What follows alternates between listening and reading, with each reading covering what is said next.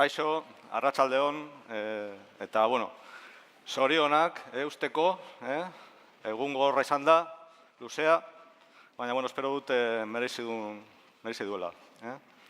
Buenas tardes a todos, gracias por aguantar, ha sido un día duro, largo, denso, pero vamos, esperamos que al menos merezca la pena y que esta última ponencia sea acorde también a la hora en la que estamos, pero que sea interesante, ¿no? He intentado preparar una presentación un poco pesada, también por la heterogeneidad del escenario, del auditorio, porque habrá profesionales que estén más familiarizados con la TI y otros que estén un poco menos, ¿no? Me gustaría hacer una muy breve introducción de lo que es el Basque Cyber Security Center, aunque muchos de los que estáis aquí pues probablemente ya habréis leído, habréis oído. El Basque Cyber Security Center es una iniciativa transversal. Es un proyecto de país, es un proyecto que involucra directamente a 4 departamentos del Gobierno vasco: seguridad, educación, desarrollo económico e infraestructuras, gobernanza pública y autogobierno, y en el que además participan de manera directa y permanente 4 centros tecnológicos, 4 agentes de la Red Vasca de Ciencia, Tecnología e Innovación, concretamente Tecnalia, el BECAM, Ikerlan y Bicomtech. El BECAM, para aquellos que no les suenen las siglas, es el Basque Center for Applied Mathematics, es el Centro Vasco de Matemática Aplicada. Como decía, es un proyecto transversal, es un proyecto que quiere llegar a toda la sociedad, con especial prioridad en las empresas. Nacemos en la SPRI no por casualidad, se quiere dar especial protagonismo a la industria, tanto desde un punto de vista de la oferta de servicios de ciberseguridad como desde un punto de vista de los demandantes de esos servicios, de la propia industria, en este caso de la industria de fabricación avanzada, con 2 objetivos. El primero de ellos es que se eleve el nivel de madurez de las protecciones de las infraestructuras de estas empresas y, además, que se permita el desarrollo de proyectos conjuntos, como hemos estado viendo aquí, que doten de cierto valor a esos otros componentes que se venden después en los mercados, ¿no? Está creciendo pues la exigencia de las regulaciones, de las leyes en ciertos mercados, y tenemos que aprender a cumplir esos requisitos y a diferenciarnos de nuestros competidores. El centro, además, tiene de su función tal vez más publicitada como CSIRT, como CERT, como Centro de Respuesta a Incidencias. Tiene una segunda función que trata de, como digo, de dinamizar la economía en el emprendimiento, en la investigación, etcétera. Y como parte de ese trabajo, pues hay uno de los nodos que habéis visto en una de las charlas anteriores, cuando se hablaba del Digital Innovation Hub, que es el de ciberseguridad, ¿no? El año que viene estará en marcha. ¿Qué más? Educación. Bueno, esta mañana estábamos en la mesa, entre otros, con Jorge Arévalo. Jorge Arévalo también forma parte del comité y, bueno, estamos trabajando también para que de una manera estructural los programas académicos vayan generando profesionales que tengan cierta sensibilidad con la ciberseguridad, pero también ciudadanos que, aunque no se dediquen profesionalmente a esto, estén mejor preparados para trabajar con dispositivos digitales o en entorno digital, ¿no?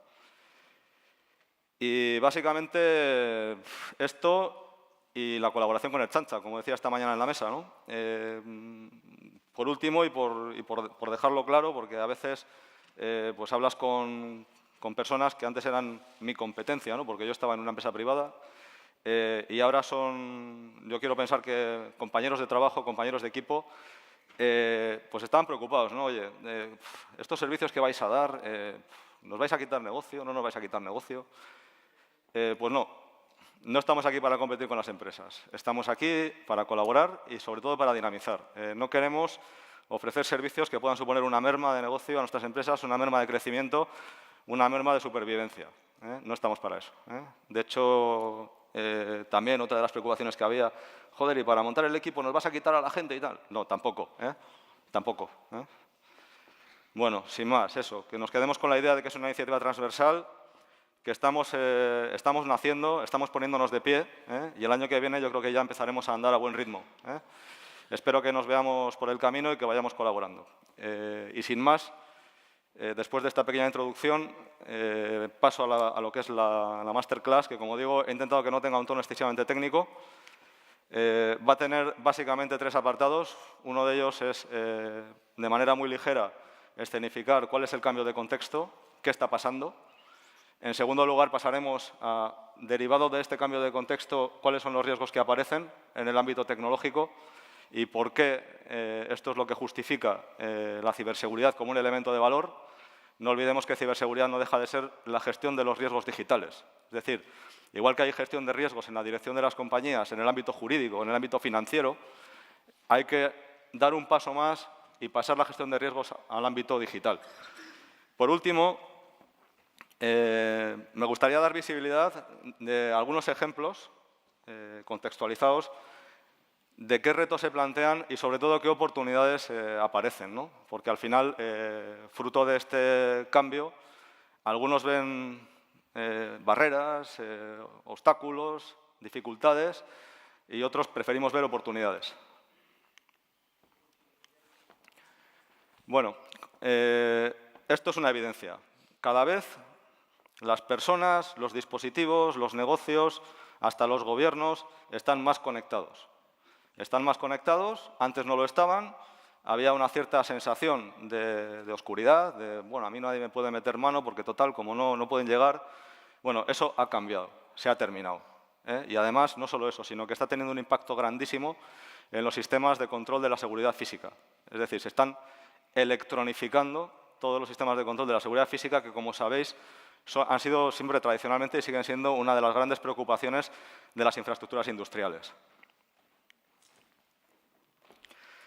Aparece un nuevo escenario de trabajo. También en algunas de las charlas se ha mencionado, ¿no? Aparece la robótica colaborativa.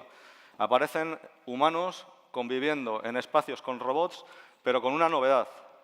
Esos robots ya no están fijos, ya no tienen un brazo, están colgados y los humanos están desde lejos con unos mandos dirigiéndolos o programándolos.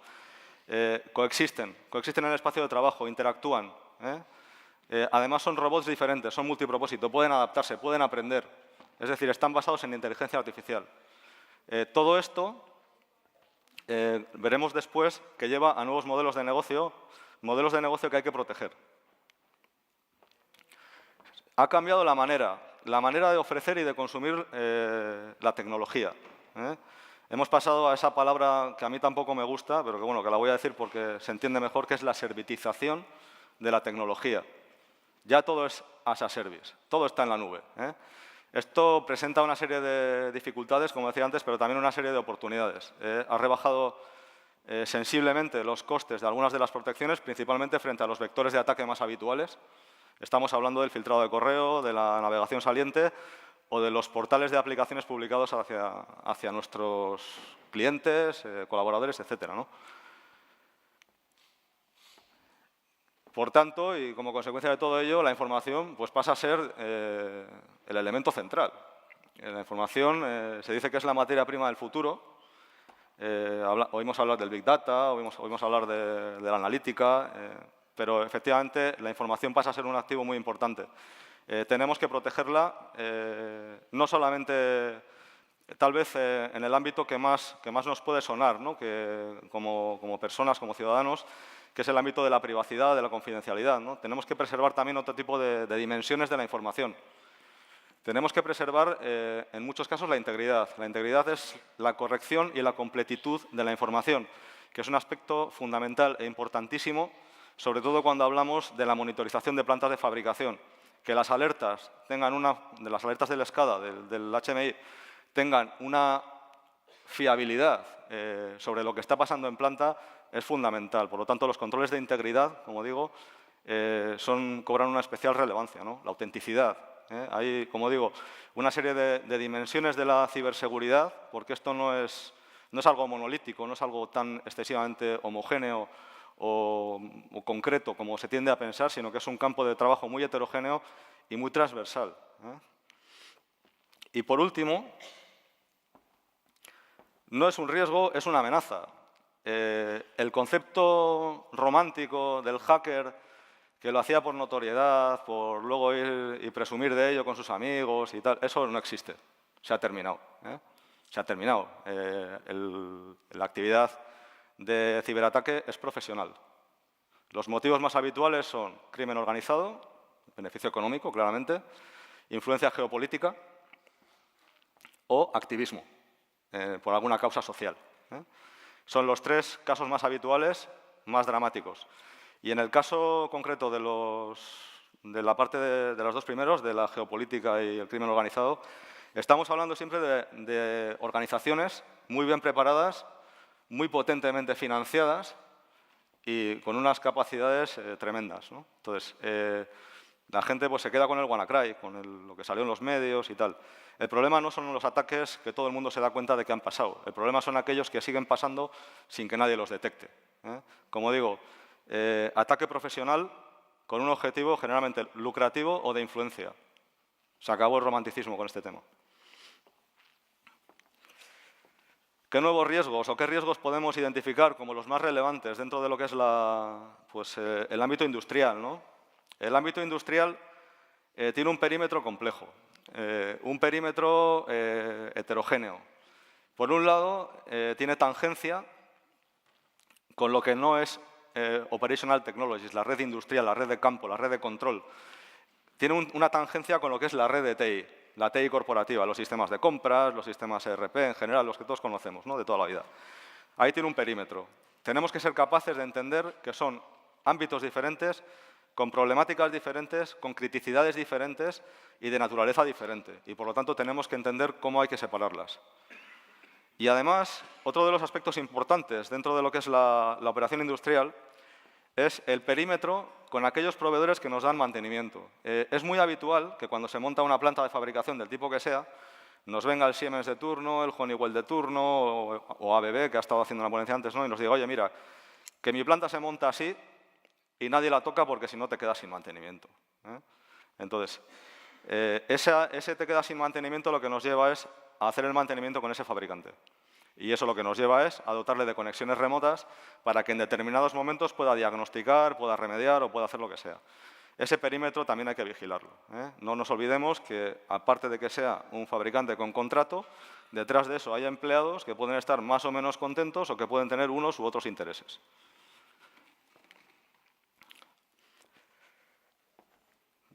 ¿Qué otra causa de preocupación hay importante? Estos sistemas, como decía, trabajan en unos entornos muy peculiares, con capacidades de red modestas, con anchos de banda modestos, con capacidades de proceso también en muchos casos modestas y además en condiciones a veces de operación pues muy hostiles, ¿no? Con temperaturas, vibraciones, ruido electromagnético, etc. Entonces, si encima a todo esto que está funcionando, que a veces tiene que funcionar en tiempo real, le metemos ciberseguridad, estamos metiendo posiblemente unos retardos, unas latencias en determinados pasos de la comunicación que puede derivar en que aquello deje de funcionar o que no funcione al nivel que la dirección de la compañía espera. Entonces, es importante tener una expectativa clara de cuáles son los indicadores de rendimiento del negocio, los KPIs, y cómo se pueden ver afectados por la ciberseguridad. Esto, al menos en la experiencia que yo he tenido, inicialmente es una causa de nerviosismo importante, pero después, con esfuerzo y con algún dolor de cabeza que otro, lo que se acaba descubriendo es que al introducir estas modificaciones en los dispositivos, en dotarlos de ciberseguridad, lo que suele llevar al fabricante del dispositivo es a revisar el diseño de los estados del autómata. Ese diseño de cómo se funciona, cómo evalúa las señales, cómo reacciona, ¿no? En ese diseño lo que se encuentra son pues, el producto de un mantenimiento que ha podido durar años, que ha ido poniendo pues, cosa sobre cosa, que a lo mejor no está excesivamente optimizado. Entonces, fruto de ese análisis, de esa revisión, el excesivo o el exceso de overhead que mete la ciberseguridad se suele compensar en mayor o menor medida, a veces casi totalmente, con esa revisión y optimización de los estados. Yo en este campo sí que os animo a que con prudencia seáis valientes, ¿no? Y bueno, proliferación de dispositivos embebidos, además con múltiples niveles de embebimiento. O sea, al final los dispositivos que tenemos en cualquier ámbito industrial, no solamente de la fábrica que podemos pensar, sino un ascensor o un coche, etcétera, son como un montón de capas de cebolla y dentro pues, van componentes y componentes y componentes y componentes, ¿no? Que tienen que funcionar juntos, que proceden de lugares muy diferentes y que además muchas veces, cuando le metes el toque de la ciberseguridad, resulta que, claro, tú haces una implementación pues, al uso, ¿no? Dices, bueno, ¿cuál es mi marco de referencia? Mi marco de referencia es este. Vale, pues entonces hago una implementación, yo que soy un fabricante, interpreto ese estándar y lo implemento. Entonces viene el operador de ese dispositivo, que es el que me lo compra, y lo va a poner a funcionar. Pero claro, coexiste con dispositivos de otros fabricantes, que pueden haber hecho una interpretación diferente de ese mismo estándar de ciberseguridad y que al establecer la comunicación no funciona muy bien, ¿eh? Entonces, la interoperabilidad es un tema complejo, que requiere muchas pruebas y que, como decía, pues puede tener su impacto, sobre todo en los tiempos de llegada, ¿no? De los tiempos de llegada al mercado y en la evolución, sobre todo, de los niveles de madurez de la tecnología, ¿no? Y, por supuesto, como adelantaba esta mañana la primera ponente, multigeneracional en dispositivos. Si te vas a cualquier planta de fabricación de cualquier tipo de industria, verás dispositivos de los años 80 y dispositivos comprados ayer. Entonces, ese mundo tiene una complejidad pues, increíble, ¿no? ¿Cómo protegemos o para qué protegemos la información? Adelantaba antes que el concepto más común es la privacidad, ¿no? Pero la privacidad no solamente de los datos personales, sino de la propiedad intelectual o de la información estratégica para una compañía, ¿eh? Imaginaros que estamos desarrollando algún producto nuevo o una nueva patente y alguien nos la roba, o que somos una empresa de prospección petrolífera y que alguien es capaz de robarnos dónde están lo que hemos detectado que tiene potencial de prospección, ¿no? También para la prevención de fallo. Como decía antes, todo lo que es el control de integridad, la corrección y completitud de la información es importante a la hora de las alertas, ¿no? Para que esas alertas primero sean fiables y se produzcan lo antes posible para que se pueda reaccionar. No solamente para prevenir un fallo, como dice ahí, sino también, como dice al final, para evitar un accidente. Es una planta industrial que puede derivar en muertes o en contaminación del entorno, ¿no? Otro riesgo que tenemos derivado de la conectividad es la zombificación de redes, es decir, el secuestro de dispositivos para utilizarlos como plataforma de lanzamiento de ataque. Esto, los que estéis más familiarizados con la ciberseguridad o con la última literatura que ha surgido en relación con este tipo de ataques, recordaréis el ataque llamado Mirai, que tuvo lugar en octubre del año pasado en Estados Unidos y que tumbó webs de redes sociales muy conocidas como Twitter o Spotify o incluso Amazon, ¿no? Amazon también cayó víctima de esto. Esto tiene una lectura complicada, sobre todo para aquellas empresas operadoras de servicios que tengan en su campo millones de dispositivos. Pensemos que un ataque de denegación de servicios se puede realizar o bien generando una gran cantidad de tráfico desde muy pocos dispositivos muy potentes o pequeñas cantidades desde muchísimos dispositivos, como es el caso. Entonces, esto es un tema de responsabilidad casi social o civil, que las empresas que tengan gran cantidad de este tipo de dispositivos y que puedan ser susceptibles de recibir un ataque de este estilo, tomen las precauciones debidas para que esto no suceda. Y como adelantaba hace un momento, las consecuencias son las de siempre. O sea, pues estamos en un ámbito industrial, pues puede haber accidentes, puede morir gente, podemos contaminar un acuífero, podemos contaminar el suelo, podemos recibir una multa por incumplimiento de una ley, o podemos quebrar, que es peor todavía que pagar una multa. La empresa puede encontrar que no tiene camino para seguir. Yo siempre suelo decir que orientar la ciberseguridad o el cumplimiento a la ley es un enfoque de mínimos, que menos que cumplir la ley, ¿no? Algunos no pensarán esto, pero bueno, que menos que cumplir la ley. La supervivencia del negocio va mucho más allá. Si no hay una ley que me obligue a tomar estas precauciones, tengo que hacerlo para ser competitivo y para seguir vendiendo, para seguir pudiendo sobrevivir en el mercado. Por eso decía que para mí la ley, en este caso, es un enfoque de mínimos. Y bueno, con todo este escenario, donde todo cambia, parece que el tiempo corre más que nosotros, donde aparecen riesgos que antes no estaban, donde a veces casi no somos ni capaces de identificar cuáles son los riesgos que tiene nuestra organización, ¿qué hacemos, no? Pues, por ejemplo, lo que podemos hacer es reducir el gap de detección. Y me explico. El gap de detección es el tiempo que tarda una organización en detectar que tiene un ataque en curso. Entonces, la reducción de ese gap es una tarea muy, muy compleja y de mucho esfuerzo, porque, como decía antes, los atacantes cada vez están mejor preparados. Es un poco como sucede con el control antidoping. Primero va la tecnología del doping y detrás el antidoping, ¿no? Pues aquí tendríamos que acelerar para que esa distancia a la detección sea lo menor posible, porque alguno de los ponentes también ha dicho que, creo que ha sido Álvaro Fraile, no se trata de intentar evitar que no pase, se trata de estar preparado para cuando pase, ¿no? Entonces, cuanto antes seamos capaces de detectarlo, antes seremos capaces de reaccionar y con menos daño saldremos del incidente. Y bueno, tenemos que prepararnos para el futuro. Acabamos de vivir en el último mes dos vulnerabilidades de dos cosas que pensábamos que eran seguras, ¿no?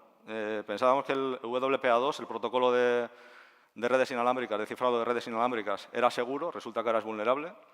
Y pensábamos que los certificados de 512 bits de Infineon pues también eran seguros, pues ahora son vulnerables. Y mañana habrá otra, pasado mañana otra, y esto no va a parar, no va a parar. Lo que hoy consideramos seguro, mañana va a ser vulnerable. Tenemos que prepararnos.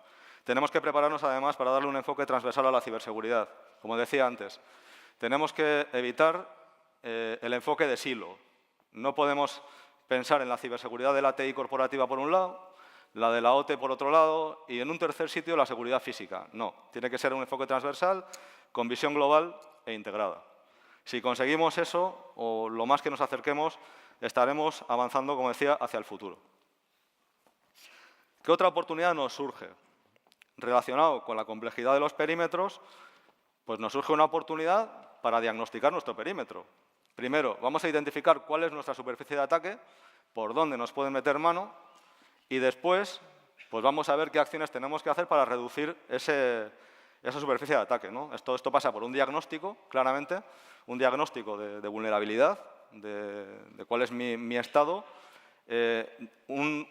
Pasa también por tener claro cuál es el riesgo aceptable por la organización. Es decir, el diagnóstico sería el quién soy, el riesgo aceptable sería quién quiero ser, y lo que hay por el medio es un camino, ¿no? Hay un plan de gestión de riesgo, un plan de ejecución de acciones de ciberseguridad que nos va llevando por un camino desde donde estoy hoy hasta donde quiero estar. Las personas. Nos da una oportunidad para evolucionar a las personas en su ámbito digital, sus capacidades. Como decía, no todas las amenazas son tecnológicas. Las amenazas o las vulnerabilidades pueden proceder de diferentes aspectos. Pueden proceder de la tecnología, pero pueden proceder de la capacitación o de la sensibilidad de las personas, de su entendimiento de lo que es un riesgo digital, y puede proceder de procesos de producción mal diseñados. Procesos, entendiendo como un proceso todos los atributos que van alrededor.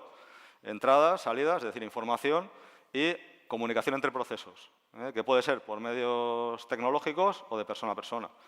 Entonces, como decía, no todas las amenazas son tecnológicas, y lo que tenemos que encontrar es la manera de que los trabajadores de hoy, en algunos casos tal vez menos familiarizados con los términos tecnológicos o con el entorno tecnológico de la tecnología de la información, porque tecnologías hay de muchos tipos, sean capaces de adaptarse a sus puestos, y no solo eso, sino que además los futuros trabajadores vengan cada vez mejor preparados, ¿no?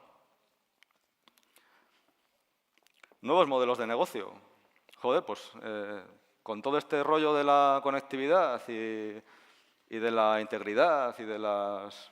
pues hay nuevos modelos de negocio, ¿no? Por ejemplo, hay modelos que van a revolucionarse. El modelo de gestión de la cadena de aprovisionamiento va a cambiar, yo creo que dramáticamente en los próximos años. Están surgiendo nuevas tecnologías que no son específicamente de ciberseguridad, aunque ocurren en algunos aspectos. Se ha hablado poco de blockchain hoy. Que están muy centrados en dos dimensiones de la ciberseguridad. Blockchain está centrado en la trazabilidad y en la autenticidad. Entonces, todo este tipo de cosas, si las recubres por encima de confidencialidad, de cifrado de las comunicaciones, por decirlo en unas palabras un poco más comprensibles, se pueden generar modelos de negocio aplicables, por ejemplo, a todo lo que es la cadena de aprovisionamiento. Imaginemos el ejemplo que hacía esta mañana la ponente que ha abierto el evento, Christine, decía pues que, joder, que las cadenas de aprovisionamiento pues que son complejas, ¿no? Porque vienen de todo el mundo. Entonces, si conseguimos ejecutar una trazabilidad que nos garantice, que nos dé confianza sobre de dónde viene, por qué pasos ha pasado quién lo ha tocado, etcétera, etcétera, al final lo que conseguimos es una confianza en esa cadena de aprovisionamiento. Aquí el ejemplo que estaba haciendo Christine se basaba en un iPhone, ¿no? Pero pensemos, por ejemplo, en la cadena que sigue lo que comemos, ¿no? La carne, por ejemplo, ¿no? O los cereales. Entonces, todo esto tiene aplicaciones en nuevos modelos de negocio, como digo. Y saliéndonos de la cadena de aprovisionamiento, hay otro negocio que probablemente va a cambiar en los próximos años, de hecho ya está cambiando en algunos países, que es el negocio del mantenimiento. Los grandes fabricantes industriales, como decía antes, tienden al mantenimiento cautivo, porque eso les da un negocio de recorrido, de futuro, no solamente de he vendido a vender otro. Es vendo y ahora tengo un recurrente permanente aquí durante 10 años, porque este me tiene que comprar el mantenimiento a mí. ¿Por dónde pasa eso? Bueno, pues eso pasa principalmente por tener una capacidad de que los dispositivos puedan identificarse para el uso de recursos en una red. Es decir, que cierto software solo pueda correr en mi hardware, que mi hardware solo pueda ejecutar ese software, y todo eso se basa, sobre todo en criptografía, en la gestión de claves, en todo el ciclo de vida de la gestión de claves, desde fábrica hasta la puesta en marcha en campo, ¿no? Generalmente claves asimétricas, pero hay otras que son menos exigentes en capacidad de cómputo y que, bueno, que están ayudando a que este nuevo negocio sea posible, ¿no? Esto genera, como digo, una cautividad importante en el mantenimiento, pero genera además otras oportunidades para el fabricante. Porque todo ese tipo de dispositivos que ya tengo controlados, que están corriendo solamente con lo que yo quiero y como yo quiero, están generando un montón de información de su operación y la están subiendo. Algunos dirán a la nube. Bueno, la están subiendo a un sitio donde la compañía fabricante o mantenedora lo puede interpretar. ¿Y qué consigue con eso? Pues consigue identificar averías antes de que se rompa la máquina. Consigue identificar patrones. Patrones en el sentido de que hay ciertos componentes que cada ciertas horas de funcionamiento y siempre los mismos componentes en un porcentaje X se están deteriorando. Entonces, retroalimento a fábrica, analizo por qué, mejoro esa fabricación y mejoro la fiabilidad. Esto en cuanto a lo que es la comunicación e interpretación. ¿Por qué seguridad? Porque la confidencialidad de esa información es importante. Es decir, a mí no me interesa que mis competidores sepan ni cómo funcionan mis equipos, ni qué información generan, ni cuántos estropean, para que no me hagan una publicidad que a lo mejor es más negativa de lo que yo quiero, etcétera, ¿no? Entonces, como decía, modelos de negocio nuevos. Dos ejemplos he puesto: gestión de la cadena de aprovisionamiento, mantenimiento cautivo y, además, como eso, retroalimentación para mejorar la fabricación y hacer que se averíe menos. Esta mañana en la mesa adelantaba este tema, ¿no? Innovación en maneras de hacer, en tecnología. La cautividad tecnológica o la dependencia tecnológica que tenemos en la Unión Europea, y Euskadi no es ninguna excepción, pues yo creo que a mí no me deja contento, ¿no? Porque al final dependes de otras economías que en determinados momentos pues, pueden ejercer cierta presión o cierto, llamémoslo, chantaje, para poderlo ceder o blindar los precios, etcétera, ¿no? Entonces, yo creo que no es buena idea o que no es cómodo depender de economías como China o como Rusia, que tienen fabricación de tecnología.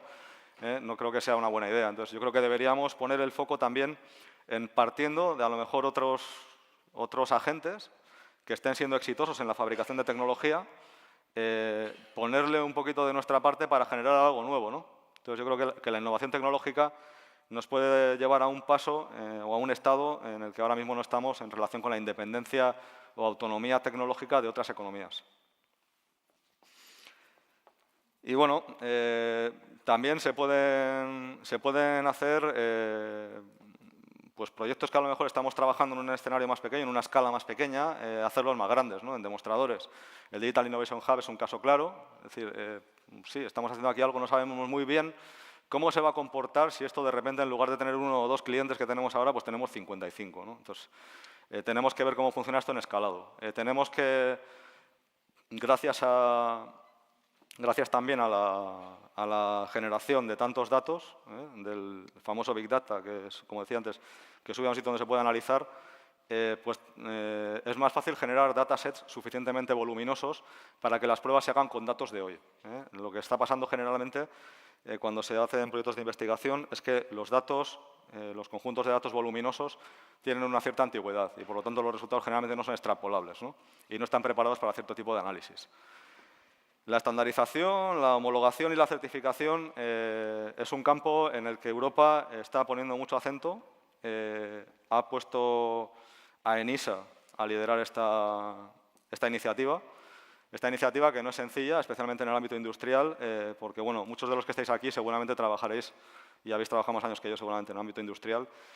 Sabéis que la estandarización es precisamente una de las grandes carencias. Es decir, hay 57.000 protocolos de comunicación, no sé cuántos estándares ISO, ISA y no sé cuántos tipos de fabricantes. Entonces, esa carencia de estandarización al final es un problema, es una limitación, y eso desde el punto de vista del operador de los servicios, ¿no? Pero desde el punto de vista de un proveedor que quiere desarrollar servicios, que quiere ser útil a la industria, es también una limitación. Porque al final lo que busca un proveedor de servicios es la rentabilidad.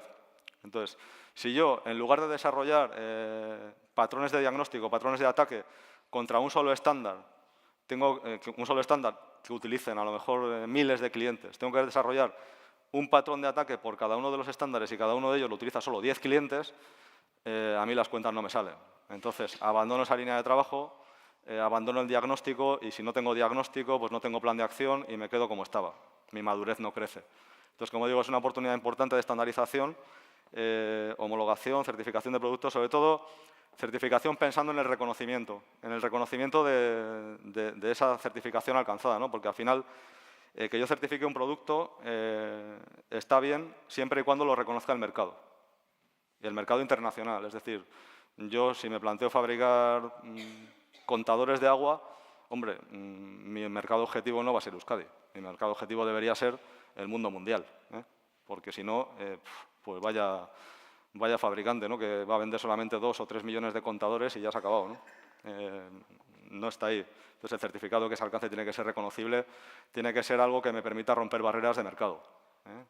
Y eso es complejo, como decía, ENISA lo está liderando y va despacio. Va despacio, además tienen sus pequeños rifirrafes en la web. Y bueno, hasta aquí lo que yo quería comentar. Tenía media hora, creo que he utilizado un poquito más, porque también quería dejar un pequeño espacio para preguntas. Y me gustaría, antes de iniciar el turno de preguntas, me gustaría sobre todo dejar claro lo que decía esta mañana, ¿no? Queremos que nos vean como un punto de encuentro, como alguien de confianza, como alguien con quien se puede colaborar. Y yo aquí veo Basque Industry 4.0, Basque Cyber Security Center. A mí lo que me gustaría ver es un Basque Team. Basque Team entre todos, los centros tecnológicos, las empresas, el gobierno, que todos seamos capaces de entender que o alineamos nuestros esfuerzos en ciberseguridad, y es el gran cometido, el gran reto que tiene el Centro Vasco de Ciberseguridad, o alineamos nuestros objetivos o somos pequeños y seguramente habrá otros más grandes que nos vayan a pasar por encima, ¿no? Y nada más, esto era lo que quería contaros. Ahora, si alguien quiere hacer alguna pregunta, muchas gracias por vuestra atención y muchas gracias por aguantar.